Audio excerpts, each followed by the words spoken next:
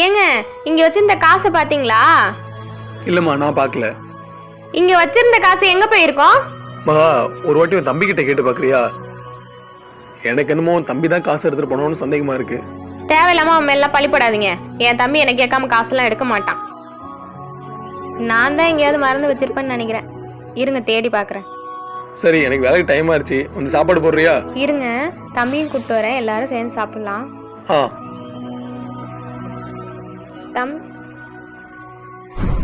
ஏங்க இங்கதாங்க காசு இருந்திருக்கு. இது தெரியாம இவ்ளோ நேரமா எங்கேயோலாம் தேடிட்டு இருந்திருக்கேன். மாப்பிள்ள இன்னைக்கு படத்துக்கு போறோம். டிக்கெட்டுக்கு காசுடா? வீட்டுல அக்காவோட காசு இருந்துச்சு, அதை எடுத்து டிக்கெட் போட்டுடா. இன்னைக்கு படத்துக்கு போறோம், என்ஜாய் பண்றோம். ஓகேடா மாப்பிள்ள, என்ஜாய் பண்ணலாம். சரிடா சாயந்தரம் வந்துடுறேன்டா.